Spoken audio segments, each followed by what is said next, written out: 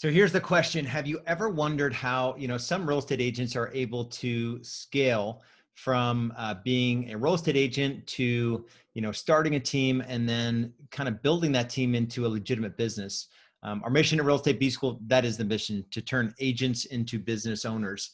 And it's not that there's anything wrong with selling homes, right? It is just probably the most intimate and valuable experience and service we can provide. And I firmly believe that. The challenge, though, if you're the person doing it, if you're the real estate agent and you're doing it at a high level, or if you started a small team and you haven't set it up the right way, or if you went from a small team to a large team and you never set it up the right way, the different phases of growth can be pretty tricky.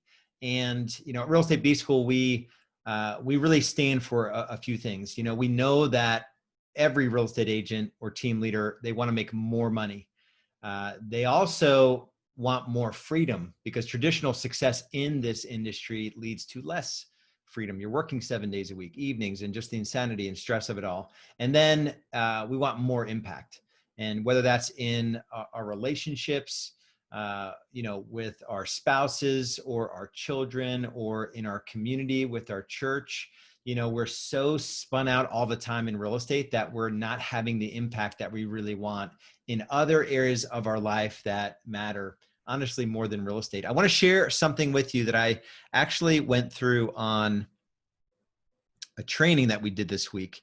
And this is from our business growth Navigator. So the Real Estate Business Growth Navigator it's really, in my journey in real estate, I was a solo agent that was grinding out transactions 7 days a week. The challenge was I was doing that and sacrificing time with, my new wife at the time. And then we had a child, and then we had a second child. And so I was I wasn't young. I was in my mid 30s, young to being a dad and wanting to be a really great husband, and finding my faith, and just all of that kind of going on in my first 2, 3, 4, 5 years in real estate. And I realized that there had to be a better way to do it. I had traditional coaches. My first full year in real estate, I sold 44 homes. So 44 homes in my market was easily in the top 1%. It was probably like the 0.5%. So I was doing more production than 1 out of every 200 agents. And it sucked. It was so hard. I didn't come into real estate with any sales background or marketing experience, or never started a small business before any of that. And so I just made a commitment to see the industry differently. Like, what if I can make a shift from doing the technical work that's called technician, straight from Michael Gerber E-Myth, making a shift from technician to leader or entrepreneur? What would that even look like? One step at a time, what would that even look like? And so that's how I came up with the Real Estate Business Growth Navigator. And this was looking back, on not only my journey, but hundreds of members that we've helped through this ascension process to go from, struggling to make a decent living real estate agent to owner. And it doesn't matter what your vision is for your business. All of the principles apply to the different phases of growth here. I'm not going to spend a lot of time to go over all of these phases. I just want to talk about your ability to ascend from phase to phase really relies on a few things, a handful of things that I want to go through. And that's what I want the training to be on today. It's first and foremost, it's a mindset shift around what it would look like to go from agent to owner. It doesn't matter if you're running a small team now, or, whatever you're doing right now, or if you're a solo agent right now.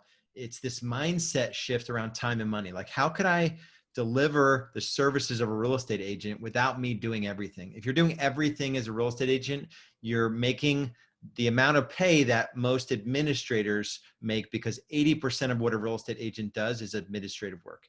It's not like it's not important work. I didn't say that. I get criticized a lot because I say, showing homes is a lower dollar productive job.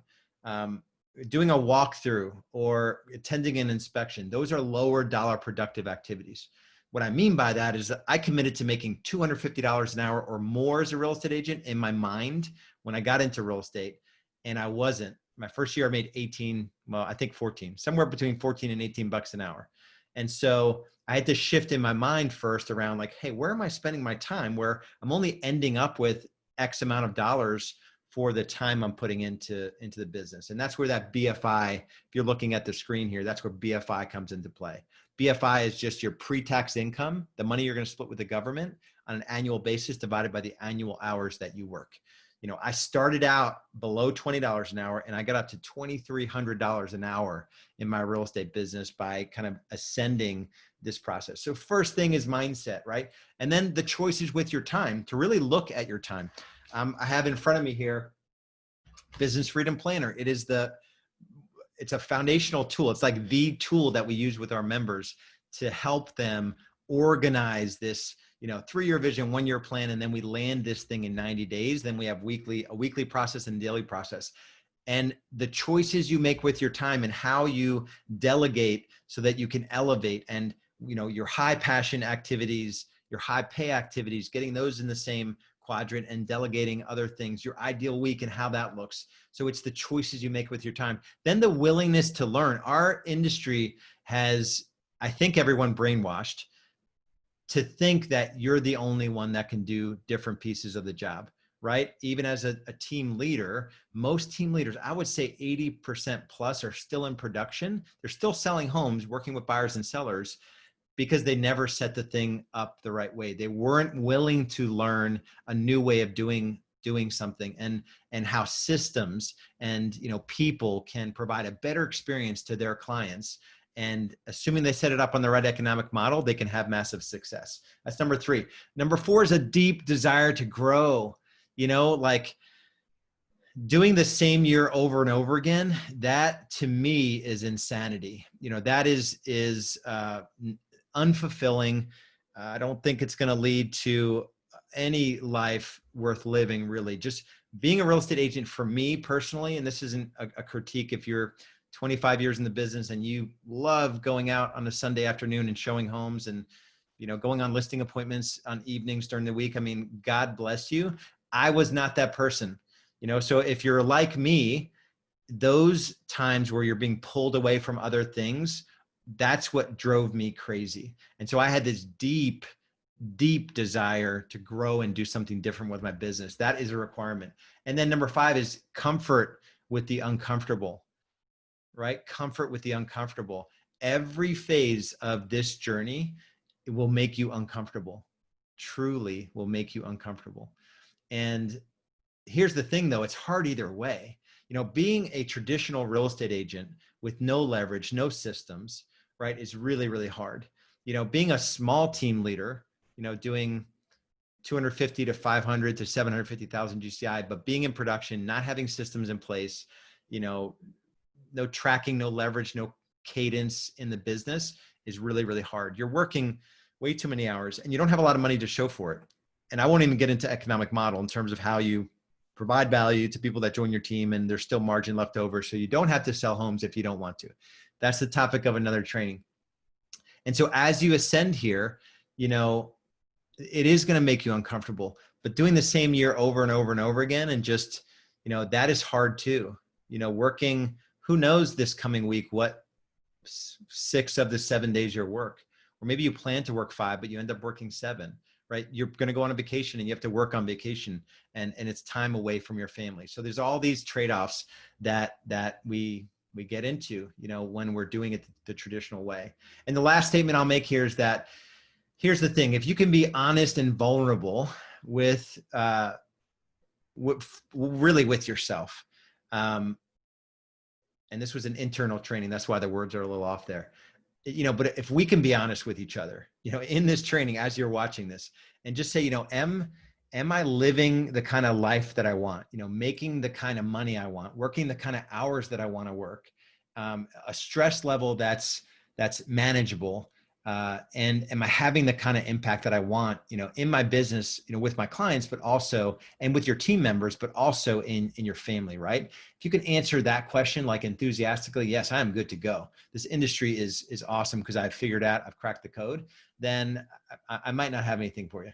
If you want to look at what this journey would look like, and you've already really sort of figured out the basics of real estate, apply for a business growth strategy session. We have something for everyone in terms of, anyone that wants to make the shift from agent to owner, even if you're a solo agent right now, or you're running a small team, a mid-sized team, or a large team. We work with anyone from really 100K to, we've got a team that's doing 6 million plus GCI that has its own set of really tough problems, because it wasn't built the right way.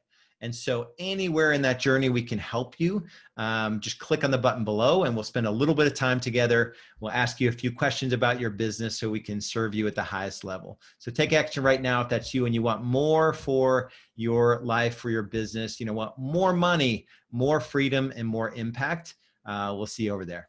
Be good.